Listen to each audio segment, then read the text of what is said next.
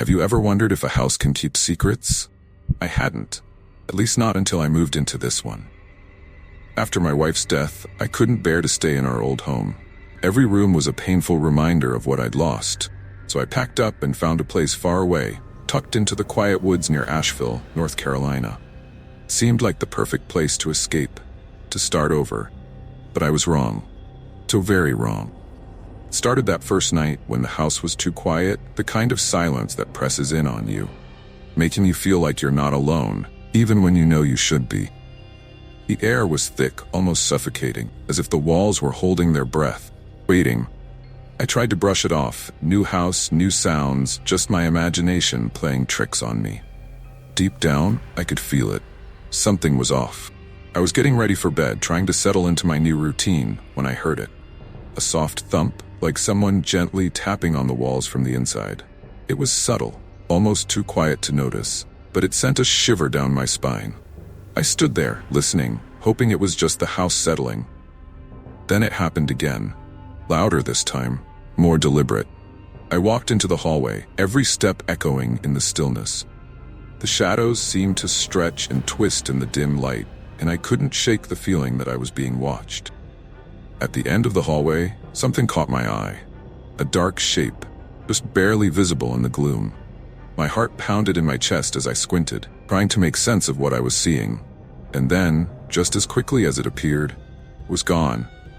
The shape dissolved into the darkness, leaving behind an icy chill that wrapped around me like a cold, dead hand. My breath hitched in my throat, and for a moment, I couldn't move. I just stood there, staring into the void, wondering if my mind was playing tricks on me, or if something far worse was waiting for me in the shadows. I couldn't sleep that night. Every time I closed my eyes, I saw that shadow lurking in the hallway, felt that icy chill wrapping around me again. It was as if the house itself was trying to warn me, telling me to leave before it was too late. Where would I go? This was supposed to be my fresh start, my chance to escape the memories that haunted me. Little did I know, I was stepping into something far darker. Around 3 a.m., I finally drifted off, only to be jolted awake by a noise. This time it wasn't a thump, it was a whisper, a low, raspy voice calling my name. Will. I shot up in bed, my heart racing. The voice was so clear, so close, as if someone was standing right next to me. But I was alone. I had to be. Who's there? I called out, my voice trembling with fear. Silence. The kind of silence that buzzes in your ears, making you question if you heard anything at all. I grabbed the baseball bat I kept by the bed, an old habit from living in the city, and slowly made my way towards the bedroom door. Show yourself, I demanded, trying to sound braver than I felt. Nothing, just the creak of the floorboards under my feet as I crept into the hallway. The darkness seemed thicker now, as if it was swallowing up the light from the weak bulb above. My eyes darted from corner to corner, searching for any sign of movement, any hint of what was hiding in the shadows. And then I heard it again, that same whisper, only this time it was coming from behind me. Will. I spun around, swinging the bat wildly at empty air. My breath was coming in short, panicked bursts, and a cold sweat slicked my skin. I felt like a fool, fighting with shadows, with nothing. But the voice was real, I knew it was. Who are you? What do you want? I yelled, my voice echoing down the empty hall. The only response was a soft, sinister laugh echoing all around me. I could feel it vibrating in my bones, crawling under my skin. I wasn't alone in that house. Something else was there with me, something that knew me, something that wanted me to be afraid. And it was working. I didn't sleep at all after that. How could I? The house was alive with noises, whispers, footsteps that seemed to echo from within the walls, and that eerie laugh that sent chills straight to my core. Every time I thought about leaving, something held me back, like the house had its claws in me, refusing to let go. By morning, I was a wreck. My hands shook as I made coffee, every sound making me jump, my nerves frayed to the point of breaking. I tried to tell myself it was all in my head. Grief, stress, maybe even the isolation getting to me. But deep down, I knew that wasn't it. There was something more, something I couldn't explain, something waiting for the right moment to show itself. That evening, as the sun dipped below the horizon, casting long shadows across the room, I decided to do some digging. Maybe the previous owner had experienced something similar. maybe there was an explanation. I found myself in the attic, place I'd avoided since moving in. The air up there was thick with dust, the dim light barely penetrating the darkness. Boxes were stacked haphazardly, filled with old books, yellowed papers, and forgotten memories. As I rummaged through the clutter, I stumbled upon an old, leather-bound journal. The cover was worn, the pages brittle with age. A name on the first page sent a shiver down my spine: Eleanor Grayson. The entries were dated back to the 1920s, and as I read, a story began to unfold. A story of love, betrayal, and unspeakable horror. Eleanor had lived in this house with her husband, a man named Thomas. At first, their life seemed perfect, but soon the entries turned dark. Eleanor wrote about strange noises in the night, shadows that moved on their own, and a presence she could feel but never see. "It watches me," she had written in shaky script. "It knows my thoughts, my fears. It whispers in the dark, telling me things no one should know. Thomas says I'm imagining it, but I know the truth. This house is cursed." The further I read, the more my blood ran cold. Her final entry was the worst. "It's inside me now. I can't escape it. I fear what it will make me do." As I finished reading, the temperature in the attic dropped suddenly. My breath fogged in front of me, and I felt a presence behind me. Cold, malevolent force pressing down on me. I turned, expecting to see the same empty space, but I was wrong. This time she was there. Eleanor. She stood in the corner, her face half hidden in shadow, her eyes hollow and accusing. "Why did you bring me here?" I whispered, my voice trembling. She didn't respond, but I could feel her anger, her despair, radiating from her like a cold wind. Then, as quickly as she appeared, she vanished, leaving behind only the suffocating darkness and the crushing weight of final words. I fled the attic, slamming the door behind me. But I knew it was too late. Whatever had taken Eleanor was now coming for me, and there was nowhere left to hide. By the time I reached the bottom of the attic stairs, my legs were trembling so badly I could barely stand. The house felt different now, more oppressive, like the walls were closing in, suffocating me with the weight of something ancient and malevolent. My mind was racing, my thoughts tangled in a web of fear and confusion. Eleanor's ghost, her presence, was still with me, lingering in the corners of my vision, in the shadows that seemed to stretch and twist unnaturally as I moved through the house. I had to get out. The thought pounded in my head like a drumbeat. Get out before it's too late. But where could I go? The house was isolated, miles away from the nearest neighbor, and the night was settling in, thick and black, swallowing up the last of the daylight. I knew deep down that leaving wouldn't save me. Whatever had cursed this house was inside me now, just as it had been inside Eleanor. Desperation clawed at me as I paced the living room, trying to think, trying to make sense of the madness that had descended on me. The journal lay open on the coffee table, taunting me with its cryptic words. Eleanor's last entry echoed in my mind. "It's inside me now. Can't escape it. I fear what it will make me do." I felt something shift in the room, change in the air. Cold breath on the back of my neck. I froze, every muscle tensing as I strained to listen. For a moment, there was nothing, just the deafening silence of the house. And then, from the hallway, a soft, dragging sound, like something heavy being pulled across the floor. My heart hammered in my chest as I turned to face the darkened corridor. The sound grew louder, closer, until it was right outside the living room door. I held my breath, my skin prickling with terror, and then I saw it. A shadow creeping across the floor, long and distorted, as if something just out of sight was lurking there, waiting. "No," I whispered, backing away. "This can't be happening." But it was. The shadow moved with deliberate slowness, as if savoring my fear, inching its way closer to me. I could feel the cold seeping into my bones, freezing me in place. And then, out of the darkness, a figure began to emerge. It was a man, tall, gaunt, hollow eyes, and a twisted, malevolent grin. His clothes were tattered, hanging off his skeletal frame, and his skin was ashen, like he had been dead for years. He dragged one leg behind him as he moved, his gaze locked on me, filled with a hatred so intense it made my blood run cold. "Who are you?" I managed to choke out, my voice barely a whisper.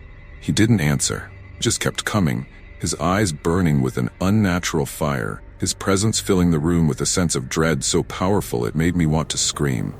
But no sound came out. I was paralyzed, rooted to the spot by the sheer force of his will. As he drew closer, the air around me grew colder, the shadows deeper, and I could feel my sanity slipping away. This wasn't just a ghost. This was something far worse, something that fed on fear, on despair, something that had been waiting for me, watching me from the moment I stepped into this cursed house. He stopped just inches away from me, his breath cold against my skin, his hollow eyes staring into mine with an intensity that burned straight through my soul. "Leave," he rasped, his voice like the crackling of dry leaves, "or suffer the same fate." The room spun around me, the walls closing in as his words echoed in my head. I could feel his hatred, pain, the centuries of torment he had endured in this place, and I knew that if I didn't leave, I would be next. I couldn't move, couldn't think. All I could do was stare into those hollow, dead eyes as the darkness swallowed me whole. And then, with a final, terrifying whisper, he was gone, leaving me alone in the cold, empty room, the echo of his words lingering in the air like a death sentence. Leave, or suffer the same fate. I don't know how long I stood there, staring at the spot where the apparition had been. Minutes? Hours? Time seemed to lose all meaning in that house. My mind was unraveling, each thread of sanity pulling away, leaving me bare and vulnerable to the horrors that lurked within those walls. But one thing was certain, I was no longer alone. The house had awakened, and whatever resided within it had taken a twisted interest in me. The cold lingered long after the ghostly figure had vanished. It clung to my skin, seeping into my bones, as if the house itself had wrapped me in its icy grip. I felt it then, a faint, rhythmic sound like the steady inhale and exhale of breath.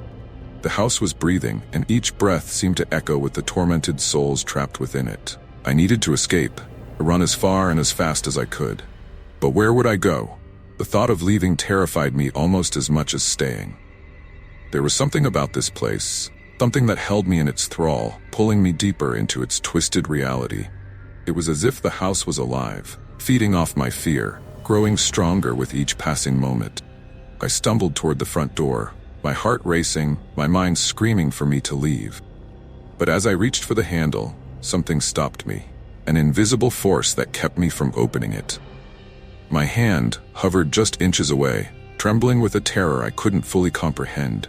The door wouldn't budge, as if the house had locked me inside, trapping me within its nightmarish embrace.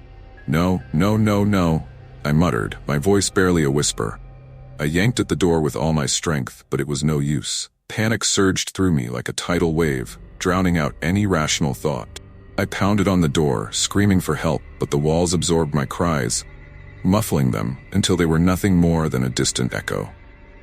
Then, the breathing grew louder, deeper, as if the house was drawing in a long, slow breath. The walls seemed to shift around me, bending and warping, the very structure of the place twisting into something nightmarish. The lights flickered, casting eerie shadows that danced across the walls, and I could feel the presence again, watching me, waiting for me to break. I turned away from the door, my back pressed against the cold wood, and that's when I saw it. Writing, scrawled in dark, dripping letters across the walls, appearing as if it was being carved by an unseen hand. "You can't leave. You belong to us now." The words twisted in front of my eyes, the letters contorting as if alive. My breath hitched, my pulse thundered in my ears, and I felt the floor beneath me shift, as if it were no longer solid. The house was swallowing me whole, pulling me into its depth, into a darkness from which there was no escape. Suddenly, the lights went out, plunging me into complete darkness. I stood there, paralyzed by fear, the silence pressing in on me like a living thing. And then, from the shadows, I heard it, a low, guttural whisper, so close it felt like it was coming from inside my own head. "Run, while you still can." I bolted, sprinting blindly through the dark, my feet barely touching the ground as I raced through the twisted corridors of the house. The walls seemed to close in around me, the air thick with the stench of decay, and the whispers followed me, growing louder, more frantic, urging me to run faster, to escape the hell that was closing in on me. The cold lingered long after the ghostly figure had vanished, clung to my skin, seeping into my bones, as if the house itself had wrapped me in its icy grip. I felt it then. Faint rhythmic sound like the steady inhale and exhale of breath. The house was breathing, and each breath seemed to echo with the tormented souls trapped within it. I needed to escape, to run as far and as fast as I could. But where would I go? The thought of leaving terrified me almost as much as staying. There was something about this place, something that held me in its thrall, pulling me deeper into its twisted reality. It was as if the house was alive, feeding off my fear, growing stronger with each passing moment. I stumbled toward the front door, my heart racing, my mind screaming for me to leave. But as I reached for the handle, something stopped me, an invisible force that kept me from opening it. My hand hovered just inches away, trembling with a terror I couldn't fully comprehend. The door wouldn't budge, as if the house had locked me inside, trapping me within its nightmarish embrace. No, I muttered, my voice barely a whisper. I yanked at the door with all my strength, but it was no use. Panic surged through me like a tidal wave, drowning out any rational thought. I pounded on the door, screaming for help, but the walls absorbed my cries, muffling them until they were nothing more than a distant echo. Then the breathing grew louder, deeper, as if the house was drawing in a long, slow breath. The walls seemed to shift around me, bending and warping, the very structure of the place twisting into something nightmarish. The lights flickered, casting eerie shadows that danced across the walls, and I could feel the presence again, watching me, waiting for me to break. I turned away from the door, my back pressed against the cold wood, and that's when I saw it. Writing, scrawled in dark, dripping letters across the walls, appearing as if it was being carved by an unseen hand. You can't leave. You belong to us now. The words twisted in front of my eyes, the letters contorting as if alive. My breath hitched, my pulse thundered in my ears, and I felt the floor beneath me shift, as if it were no longer solid. The house was swallowing me whole, pulling me into its depths, into a darkness from which there was no escape. Suddenly, the lights went out, plunging me into complete darkness. I stood there, paralyzed by fear, the silence pressing in on me like a living thing. And then, from the shadows, I heard it. A low, guttural whisper, so close it felt like it was coming from inside my own head. Run, while you still can. I bolted, sprinting blindly through the dark, my feet barely touching the ground as I raced through the twisted corridors of the house. The walls seemed to close in around me, the air thick with the stench of decay, and the whispers followed me, growing louder, more frantic, urging me to run faster, to escape the hell that was closing in on me. But no matter how fast I ran, I couldn't outrun the darkness. It was all around me, suffocating me, pulling me deeper into the bowels of the house. It tripped, falling hard onto the cold, unforgiving floor, the impact jarring me to my core. I lay there, gasping for breath, my body trembling with terror. And that's when I felt it. Hand, cold and clammy, gripping my ankle, pulling me back into the darkness.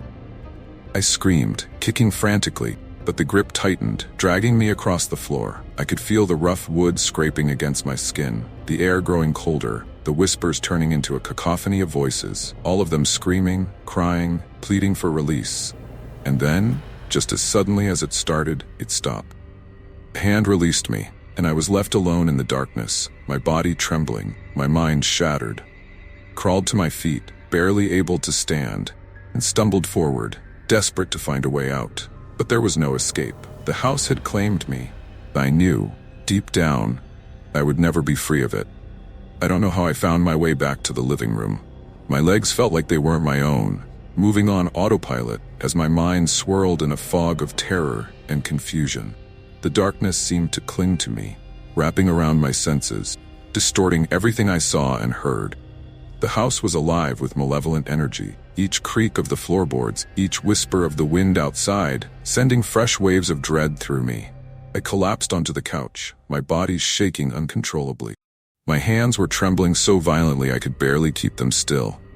I was trapped. There was no denying it now. Whatever was in this house wanted me, and it wasn't going to let me go. But why? Why me? The question gnawed at my sanity, pulling me further into the abyss of fear that had opened beneath my feet. I had never believed in ghosts or the supernatural, had always dismissed such things as the stuff of fiction.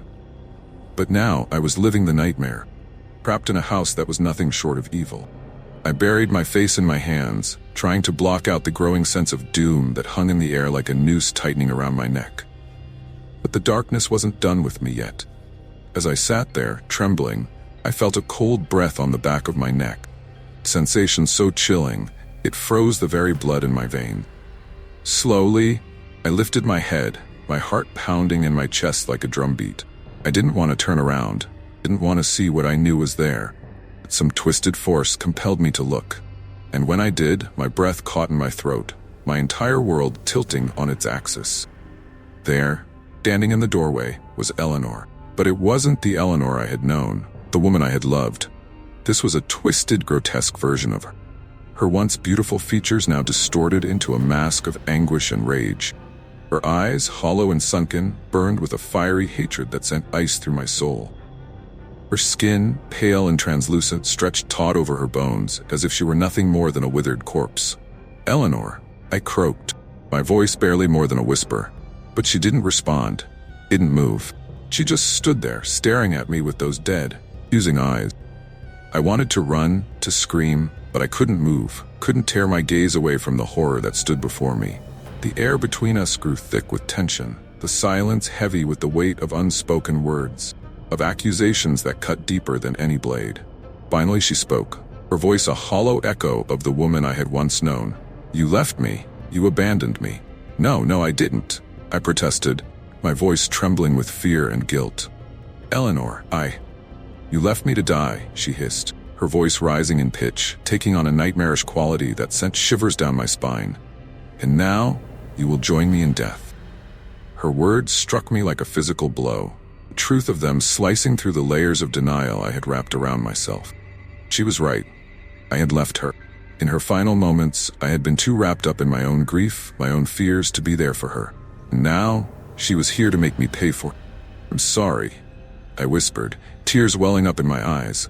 "I'm so sorry, Eleanor," but my apology fell on deaf ears. The air around us seemed to pulse with malevolent energy, the darkness pressing in on me from all sides. Eleanor took a step forward, her eyes blazing with fury, and I could feel the temperature in the room plummet even further. "You will pay," she snarled, her voice dripping with venom. "You will pay for what you did." With that, the shadows in the room seemed to come alive, swirling around her, wrapping her in their inky embrace.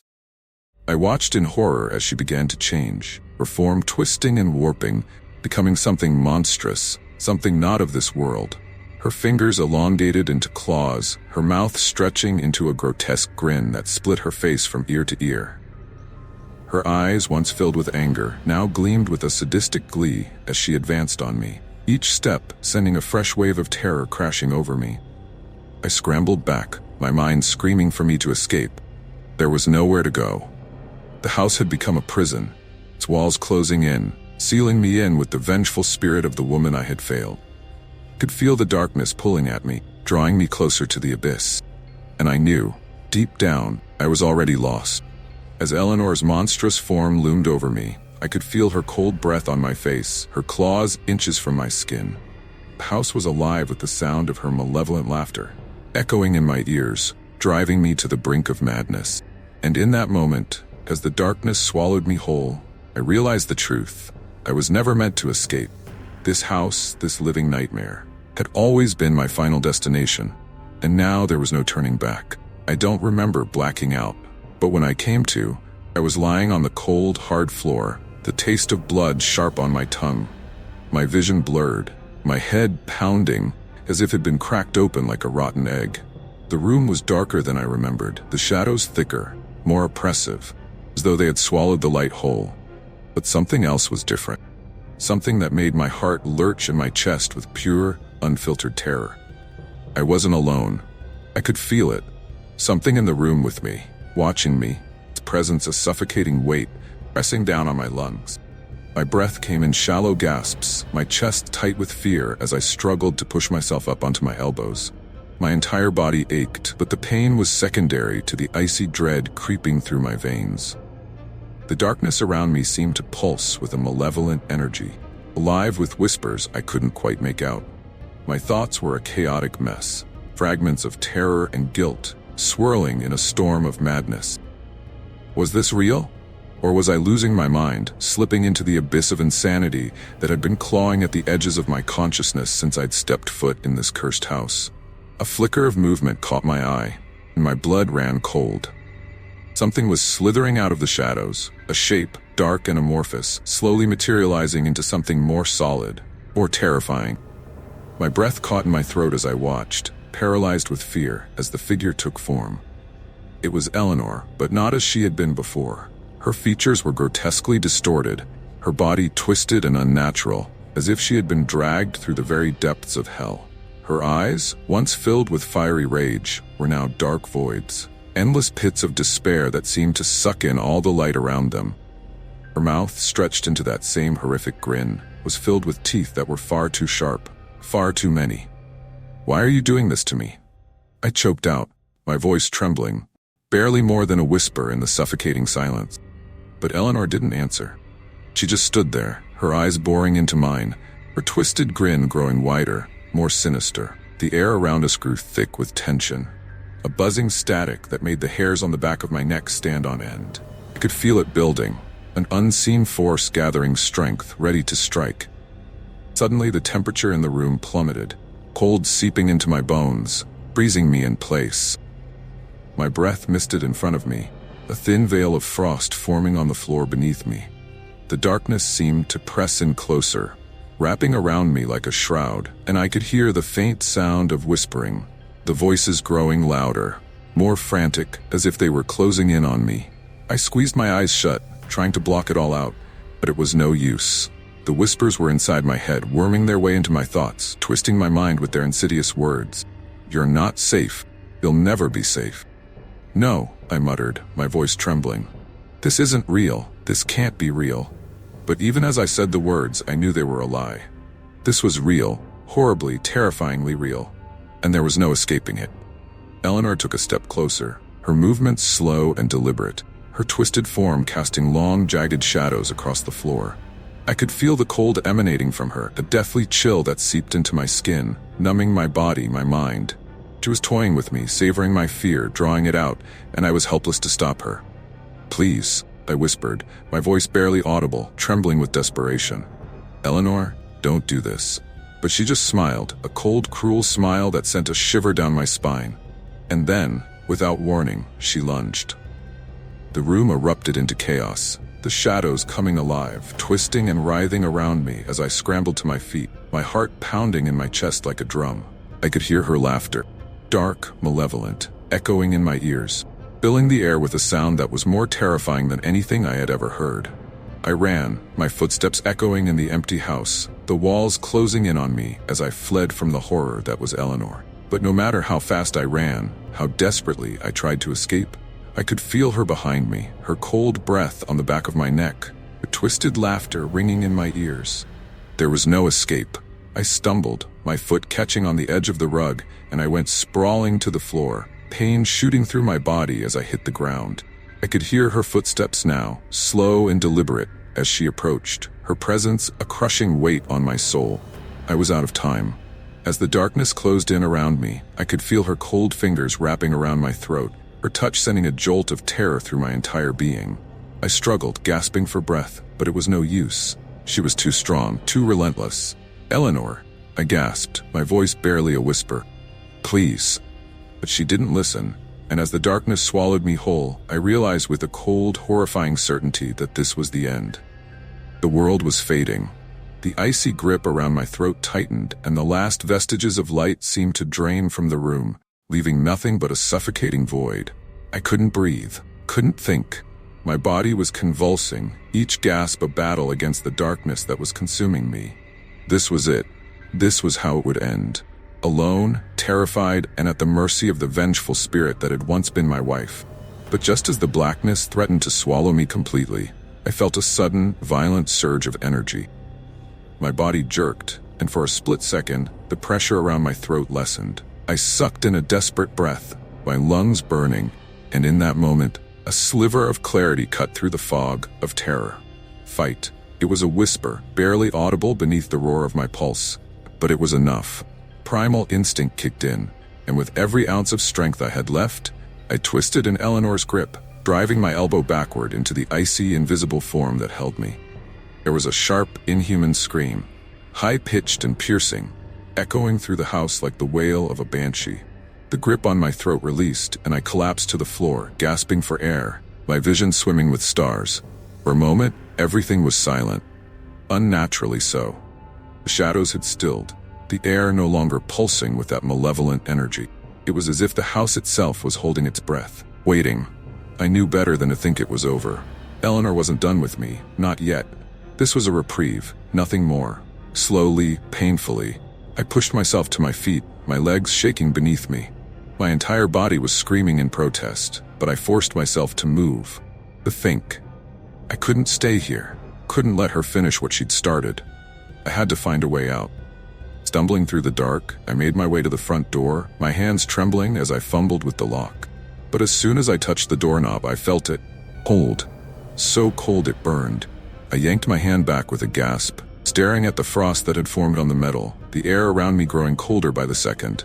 No, I breathed, my voice trembling. Please, no. But the house wasn't listening. Temperature continued to drop, the walls creaking as the frost spread, creeping across the floor, up the walls, encasing everything in a thin, brittle layer of ice.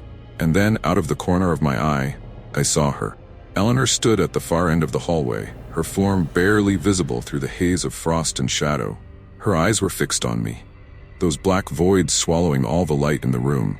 Her grin was wider now, stretching impossibly across her face, her teeth sharp and glistening. I couldn't move, couldn't breathe. It was like I was trapped in a nightmare, every instinct screaming at me to run, but my body frozen in place, paralyzed by fear.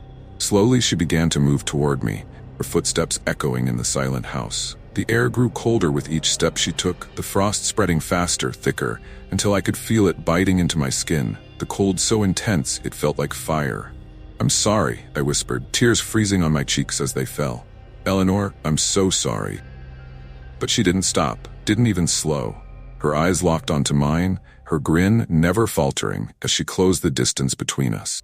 In that moment, I knew there was no escape. No amount of pleading or fighting would save me from the wrath of the vengeful spirit that had once been my wife. She had come for me, and there was nothing I could do to stop her. The last thing I saw before the darkness claimed me was her face, twisted, grotesque, and filled with a hatred so pure it chilled me to my core. And then, nothing. The world went black, bold seeping into my bones, and as I slipped into the abyss, I realized with a final, horrific clarity that I was never going to leave this house. I was hers now, forever. Have you ever felt like something is watching you, even when you know you're alone? Sounds crazy, I know, but that's exactly how I felt tonight. I'm Will, and I've been living alone in this house in Salem, Massachusetts, ever since my wife passed away a year ago. The house is quiet, almost too quiet, with only the occasional creak of old floorboards to keep me company. But tonight, the silence was different, thicker, heavier, like a suffocating blanket pressing down on me. I've tried to settle into a routine, just like I always do. I heat up a frozen meal, turn on the TV for some background noise, and try to distract myself from the loneliness that seems to gnaw at my inside. But tonight, as I ate my dinner alone in the dim light of the kitchen, a chill ran down my spine. I couldn't shake the feeling that I wasn't the only one here. It started with the whispers. First, they were faint, like the rustling of leaves outside the window.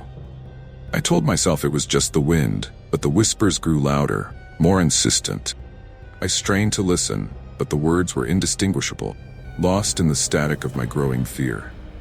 I checked the locks on the doors and windows, convinced that someone might be trying to get in. Everything was secure.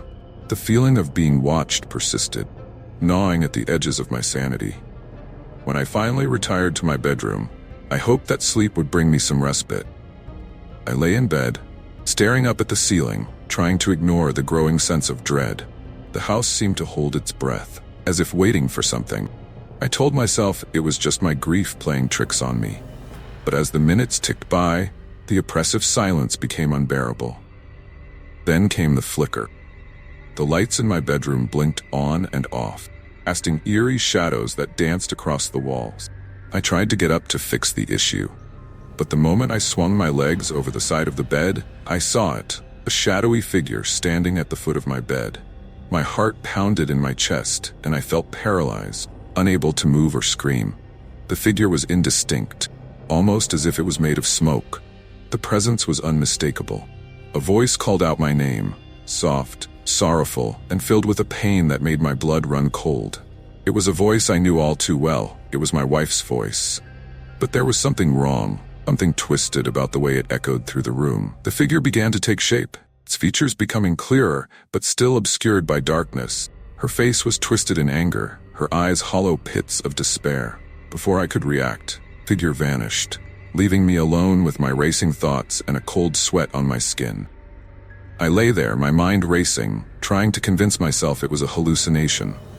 But deep down I knew something was wrong, something I couldn't explain, something that went beyond reason.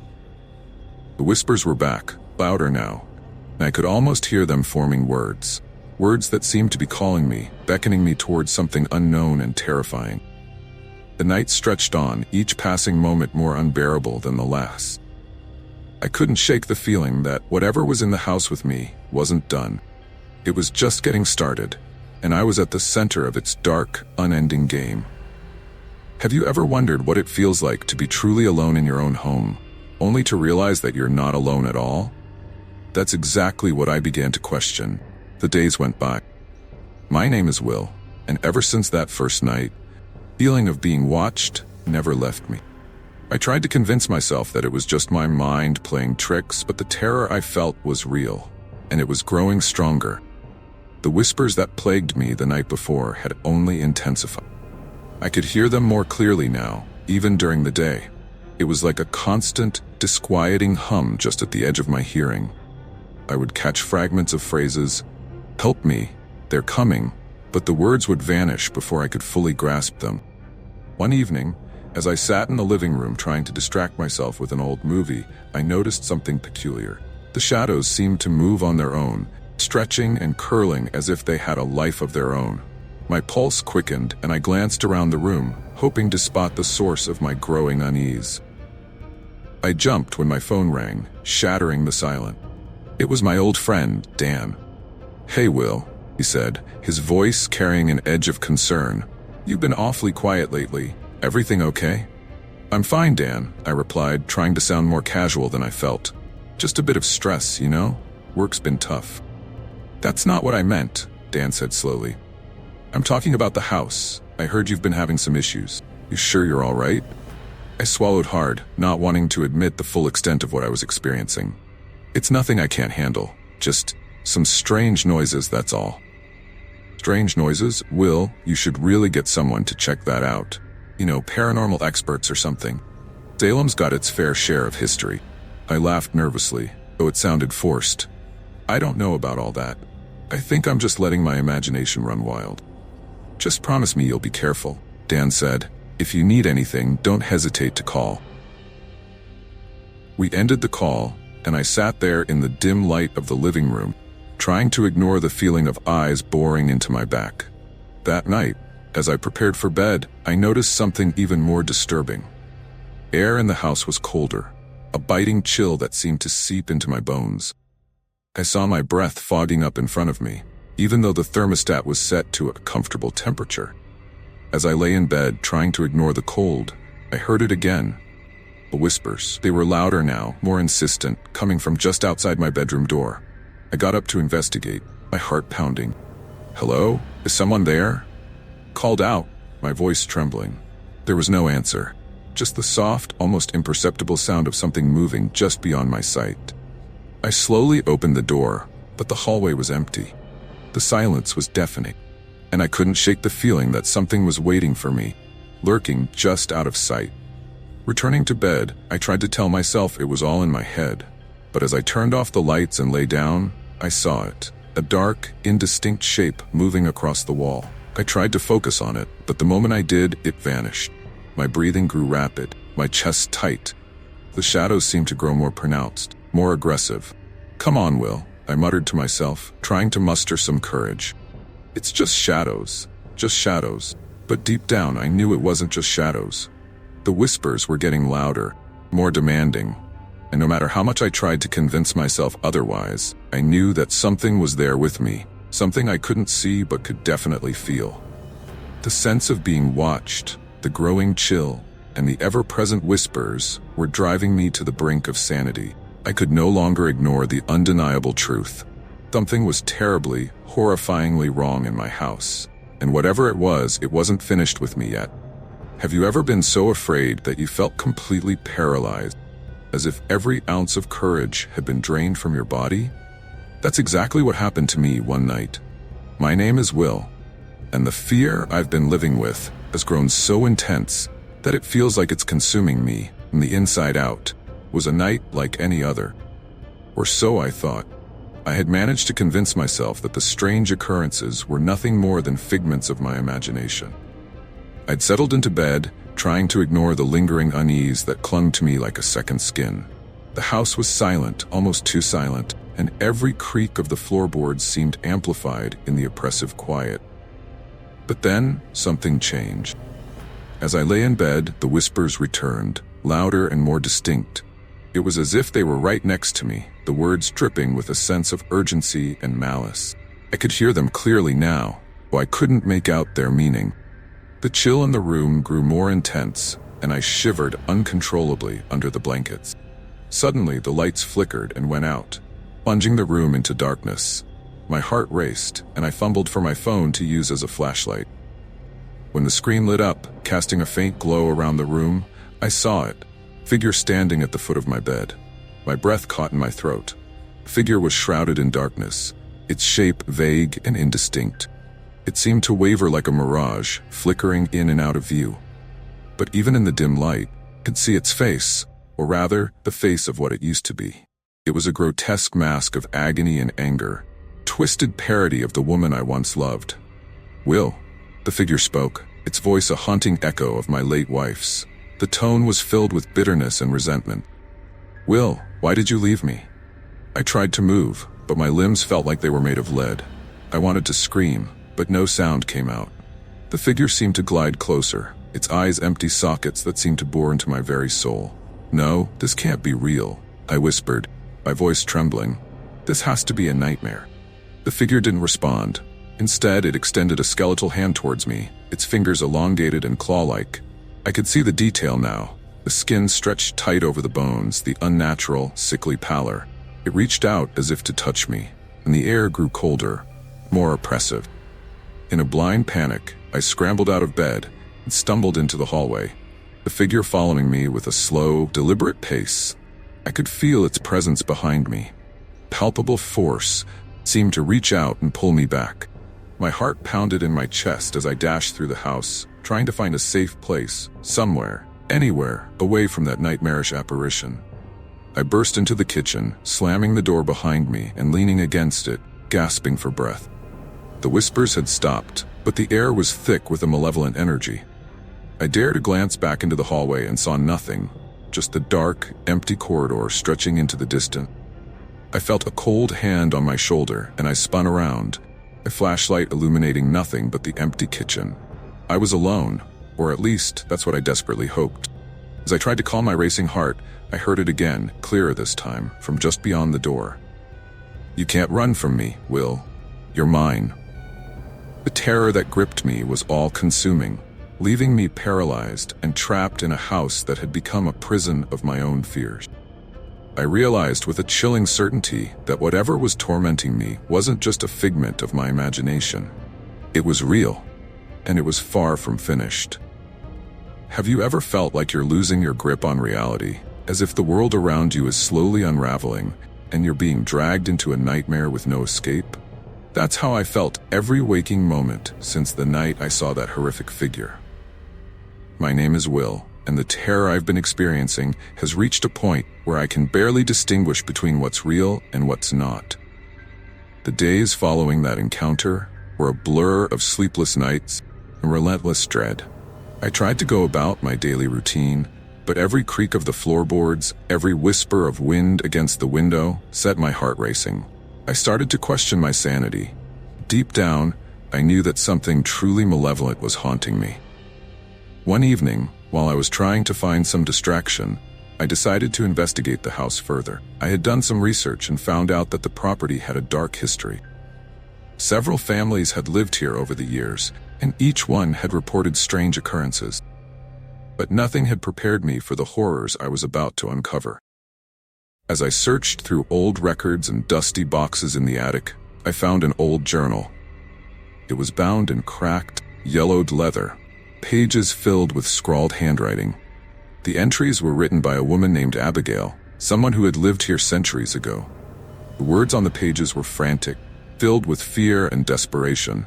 She spoke of a presence that tormented her, a spirit that fed on her sorrow and terror. One entry caught my eye. "The spirit is not alone. Feeds on the fear of those who come after me. I see it in their eyes, hear it in their screams.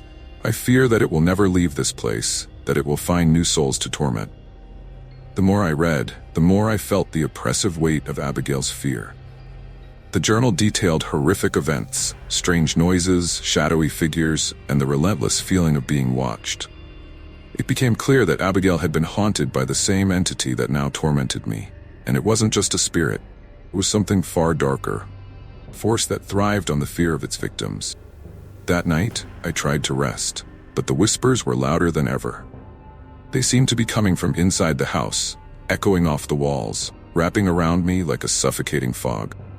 I lay in bed, clutching the journal to my chest, trying to focus on its calming words. The whispers grew more insistent, more demanding. Suddenly, the room temperature plummeted. I could see my breath fogging up in front of me, and the shadows on the walls seemed to pulse and writhe, as if they were alive. I heard a sound like nails scraping against wood, coming from the hallway. I mustered the courage to get out of bed, my legs trembling as I walked towards the source of the noise. As I reached the hallway, temperature dropped even further, and I could see my breath turning into icy vapors. The shadows danced and twisted around me, and I felt an overwhelming sense of dread. I followed the sound to the attic door, which was slightly ajar. The journal's warnings flashed through my mind, and I hesitated, knowing that whatever awaited me in the attic would be far worse than what I had already faced. I took a deep breath and pushed open the door. The attic was dark, the only light coming from the faint glow of my flashlight. The air was thick with dust, and the silence was almost deafening. I stepped inside, the wooden floor creaking under my weight. The whispers had ceased, replaced by an eerie, oppressive stillness. Suddenly the door slammed shut behind me, plunging the attic into complete darkness. Panic surged through me as I fumbled for the door, but it wouldn't budge. The darkness was absolute, suffocating, and the temperature dropped even further, making it hard to breathe. I heard a low, guttural growl coming from the far corner of the attic. My flashlight flickered, revealing a figure, a dark, indistinct shape standing motionless in the corner. The whisper started again, this time directly in my ear, a cacophony of tortured voices pleading for release. I spun around, trying to locate the source of the sound, but the figure remained stationary, watching me with an intense, malevolent gaze. I could feel its eyes on me, burning through the darkness, and the growl grew louder, more menacing. The sense of dread was overwhelming, paralyzing. I was trapped in the attic with something that seemed to feed on my fear. There was no escape. The darkness closed in around me, and I knew that if I didn't find a way out soon, I would be consumed by the same terror that had claimed Abigail and countless others before me. Have you ever stumbled upon a truth so horrifying that it shatters your perception of reality, making you question everything you thought you knew? My name is Will, and that's exactly what happened to me when I uncovered a chilling secret buried deep within the history of my house. After the terrifying night in the attic, I was desperate for answers. The dark presence, the growls, and the whispers were driving me to the brink of madness. I had to understand what I was dealing with if I was ever going to escape this nightmare. Armed with the journal I found, I decided to dig deeper into the house's history. I visited the local library in Salem, hoping to find more information about the property. The library's atmosphere was thick with dust and age, and the silence was almost oppressive. I spent hours poring over old records and newspaper clippings, my eyes growing tired and my mind weary. But then, I came across a series of articles from the late 1800s, detailing a series of mysterious disappearances in the area. The articles spoke of people vanishing without a trace, their homes left in disarray, and their families left in despair. Each disappearance seemed to coincide with the arrival of a new occupant in my house. The pattern was too consistent to be a coincidence. The last article I found was particularly chilling. The vanishing of the Reeds, family lost in the shadows. I read the article with growing horror. It detailed the Reed family's disappearance, who had been the last known residents of the house before it was sold. According to the report, the family had vanished one night, leaving behind only a cryptic note: "We cannot escape what feeds on our fears." As I continued to read, I noticed a name mentioned in several of the articles: Abigail Blackwood. She was a local woman who had lived in the house before the Reeds. The articles suggested that she had been deeply disturbed before her disappearance, claiming she was haunted by something she could never escape. Determined to learn more, I searched for any records or personal accounts related to Abigail Blackwood. What I found was even more horrifying. A local historian had written about Abigail's tragic fate. According to the historian, Abigail had been a victim of a sinister ritual conducted by a secretive cult. The ritual was meant to summon a dark entity that would feed on fear and suffering. The historian believed that the entity had succeeded, claiming that Abigail had become the first of many victims. The deeper I dug, the clearer it became that the entity wasn't just haunting my house, it was a part of its history. It thrived on the fear of those who came after, ensuring that the cycle of terror continued. That night, I returned to the house with a newfound understanding of what I was up against. The whispers were still there, growing louder and more desperate. As I walked through the dimly lit rooms, I felt a presence following me, an oppressive weight that seemed to grow heavier with each step. In the living room, I noticed something that made my blood run cold. The furniture was slightly rearranged, as if someone or something had been moving things around. My gaze fell upon a small, ornate box on the mantel, which I had never seen before. Its design was intricate, with symbols that matched those described in the historian's accounts. With trembling hands, I opened the box. Inside was a collection of old, tarnished keys and a faded photograph of a woman who looked eerily similar to Abigail Blackwood. The photograph was marked with a date, 1887. As I held the photograph, a chill swept through the room, and the lights flickered violently. The whispers became a deafening cacophony, and I could hear the growls again, closer than before. The shadows on the walls seemed to twist and writhe, coalescing into a dark, menacing shape. I tried to remain calm, but the sense of impending doom was overwhelming. The air grew colder, and I felt the oppressive presence closing in around me. I knew that whatever was tormenting me had grown stronger, fueled by the knowledge of its past victim. The photograph seemed to pulse with a malevolent energy, and I could almost feel Abigail's anguish reaching out from beyond the grave. The whispers intensified, becoming a chorus of tormented voices pleading for help. Desperation gripped me as I realized the full extent of the horror that had claimed this house. The entity was not just a malevolent spirit, it was a force that thrived on fear, and it had been doing so for over a century. The more I uncovered, the more I was drawn into its nightmarish web. I had to find a way to break the cycle, to escape the grip of this ancient terror. But with each passing moment, felt like the darkness was closing in, tightening its hold on me. And as the whispers grew louder, I knew that the true horror was only just beginning. Have you ever felt like you've opened a door that should never have been touched, only to find that what lies behind it is far more horrifying than you could ever imagine? My name is Will, and that's exactly what happened to me when I inadvertently stumbled upon the heart of the malevolent force haunting my home. After the chilling discovery of the photograph and the box of old keys, I was desperate to understand how to escape this nightmare. The house was becoming more hostile, and the entities seemed to grow stronger with each passing day. The whispers had turned into frantic, overlapping voices that never seemed to rest. I could feel the oppressive weight of the presence even in my waking moments, as if it was always just behind me, waiting for its next opportunity to strike. Determined to find answers, I turned back to the historian's notes. I realized that the answers might lie in the details of the dark ritual described, a ritual that, according to the accounts, bound the entity to the house and its future occupant. I needed to know exactly what had been done and how to counteract it. The historian had mentioned a hidden journal, one that supposedly detailed the ritual in gruesome detail. After days of searching, I found it in an old, dust-covered box in the back of the library's archive. The journal was leather-bound and looked ancient, the pages yellowed and brittle.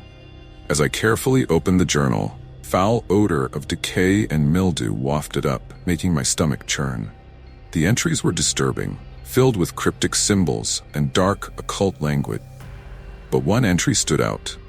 Description of the ritual that had summoned the entity. The ritual involved a series of dark rites performed under the cover of night, designed to bind a malevolent spirit to a specific location. Practitioner, occultist, would use the fears of their victims to strengthen the spirit's hold, ensuring that it could never leave. The final part of the ritual was the most horrifying. Sacrifice meant to solidify the spirit's power and make it almost invincible. As I read through the ritual's description, a sense of dread settled over me.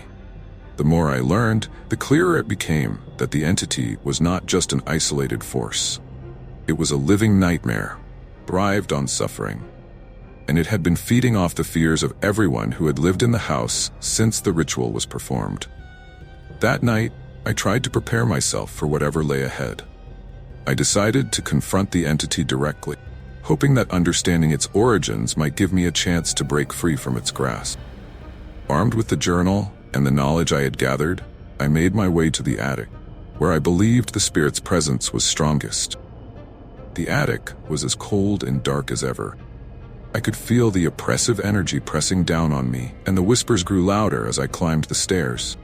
The shadows seemed to reach out, twisting and turning with malevolent intent. My flashlight barely cut through the darkness, and every sound seemed to echo with a sinister undertone. I placed the journal in the center of the room and began to read aloud from the ritual's description. My voice trembled, but I forced myself to continue, hoping that the words might have some power to disrupt the entity's hold. As I spoke, the temperature in the attic dropped even further, and the whispers turned into a deafening roar. Suddenly, the attic lights flickered and went out, plunging me into complete darkness. The whispers grew more frantic, and I could hear the growls again, louder and closer. I fumbled for my flashlight, but it wouldn't turn on. Panic surged through me as I felt a cold, clammy hand brush against my arm. In the pitch-black darkness, I felt a heavy presence pressing down on me. The growling was now accompanied by guttural, inhuman sounds that seemed to come from all around me. I could barely breathe, and the air was thick with a suffocating dread. The shadows coalesced into a tangible form, moving and writhing like a living entity. Desperately, I tried to remember the ritual's countermeasures, ways to weaken the entity and disrupt its hold. But the fear was overwhelming. I could barely think. The entity's presence was so strong that it felt like it was crushing me, dragging me deeper into its nightmarish domain. In a last-ditch effort, I grabbed the keys from the box and began to chant the words from the journal, hoping that their power might provide some protection. The shadows seemed to recoil, and the growling grew less intense, but the entity's presence was still palpable, an ever-present force that refused to let go.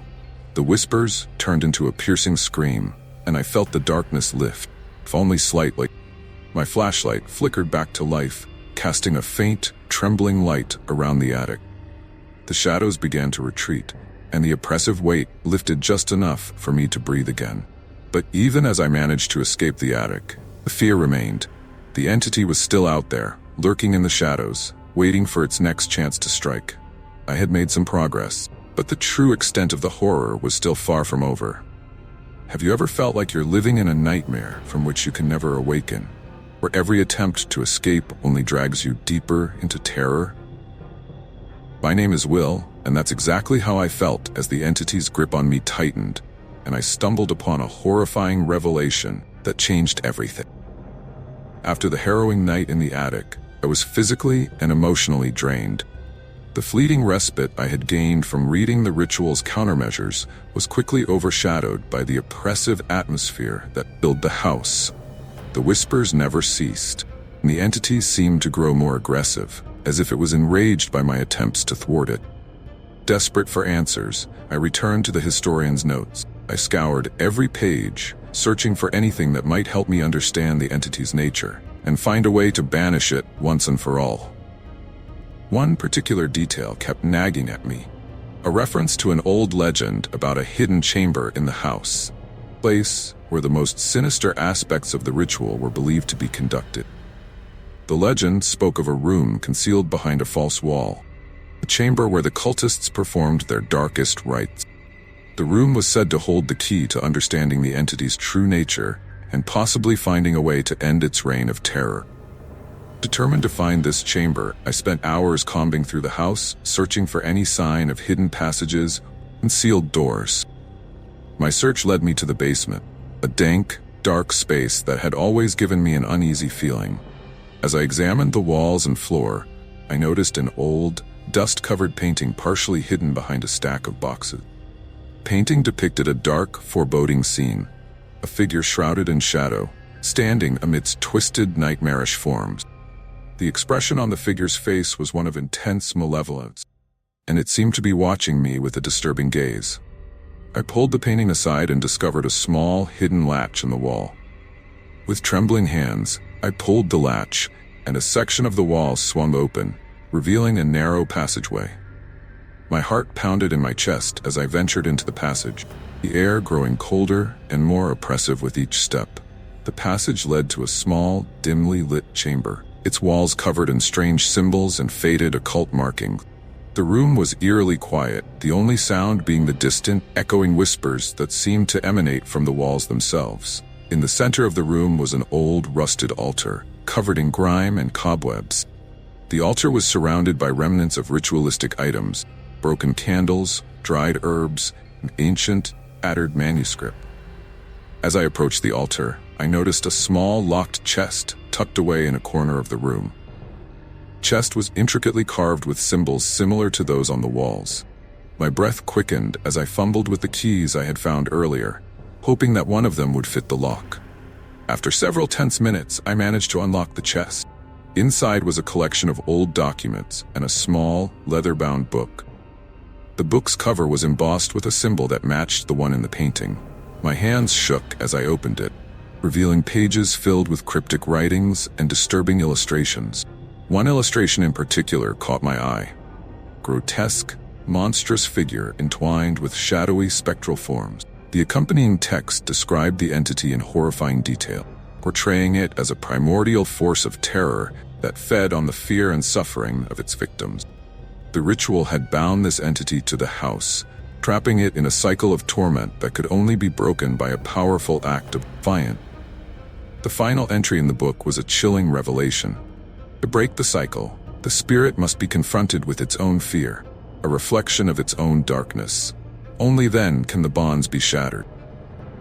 As I read these words, the temperature in the chamber plummeted, and the whispers grew louder, more frantic. The shadows in the room seemed to writhe and contort, forming dark shapes that swirled around me. I could feel the entity's presence closing in, its rage palpable. The room felt alive with malevolent energy, and the whispers turned into a cacophony of tormented voices, echoing the pain and suffering of those who had come before me. The oppressive darkness seemed to press in on me, suffocating and overwhelming. In that moment, I realized that confronting the entity would mean facing not only the external horror, but also the internal terror it had inflicted upon me. I would have to summon every ounce of courage I had left to confront the darkness within myself and challenge the entity's power. With a mixture of dread and determination, I prepared for the final confrontation. The hidden chamber had revealed the path forward, but the true battle lay ahead. As I stepped out of the chamber, the whispers followed, growing louder and more insistent. The house was no longer just a place of terror. It had become a battleground between fear and defiance, and I was at the center of it all. Have you ever stared into the abyss, only to find it staring back at you with an unyielding, malevolent gaze? My name is Will, and as I prepared for the final confrontation with the entity that had haunted me for so long, I couldn't shake the feeling that I was about to face something beyond comprehension, something that would test the very limits of my sanity. Armed with the knowledge from the hidden chamber, I made my way to the heart of the house, where I believed the entity's power was strongest. The whispers had become a constant, almost unbearable din, and the shadows in the corners of my vision seemed to writhe with malevolent intent. The air was thick with a palpable sense of dread, and I could feel the oppressive weight of the entity's presence as I approached. I reached the living room, where I had first encountered the entity's power. The room was eerily quiet, the usual creaks and groans of the house replaced by an unsettling stillness. I placed the leather-bound book on the coffee table, its cover bearing the symbol of the entity. My heart raced as I prepared to perform the final ritual described in the book. The ritual required a confrontation with the entity's own fear, a reflection of its darkness. As I began to recite the incantations from the book, temperature in the room dropped precipitously, and the shadows seemed to converge, forming a dark, shifting mass in the center of the room. The whispers grew louder, blending into a single, horrifying voice that echoed with centuries of torment. I could feel the entity's rage building as I spoke the words, its presence growing stronger and more oppressive. The shadows coalesced into a grotesque, monstrous figure, its eyes glowing with an unnatural, malevolent light. The air crackled with energy, and the temperature plummeted further, causing my breath to come out in frosty puffs. The entity's form was horrifying, an amalgamation of writhing darkness and twisted spectral limbs. It moved with a malevolent grace, its eyes fixed on me with a predatory gleam. The growls and hisses that emanated from it were like nails on a chalkboard, sending shivers down my spine. I continued to recite the incantations, my voice trembling but resolute. As I spoke, the entity's form began to flicker and distort, as if the very essence of its being was being challenged by the ritual. The room seemed to pulse with an otherworldly energy, and the shadows writhed and twisted in response to the incantations. The entity let out a piercing, guttural roar that shook the walls and rattled the windows. The force of its rage was almost physical, pressing down on me with a suffocating weight. I felt as if I was being dragged into the abyss, the darkness threatening to swallow me whole. But I pressed on, driven by a fierce determination to end the terror that had consumed my life. I recited the final words of the ritual, invoking a powerful force of light and defiance. The air shimmered with a blinding brightness, and the entity's form began to unravel, the darkness dissolving into a swirling vortex of shadow and light. The room was filled with a deafening roar as the entity's power was torn apart.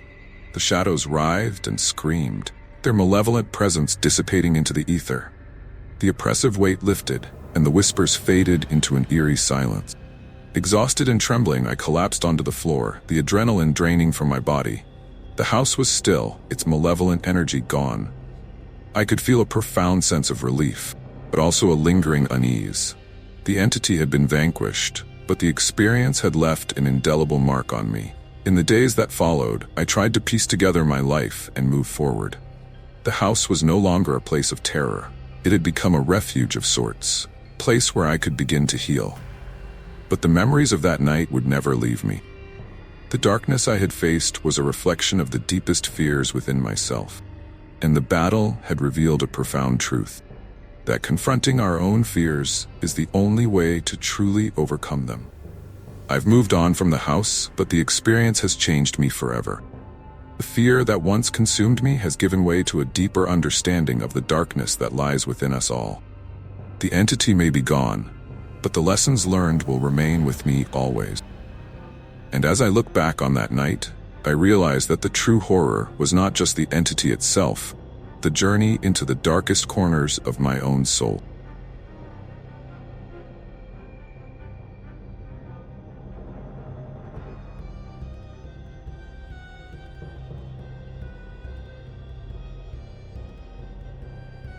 Thank you for watching.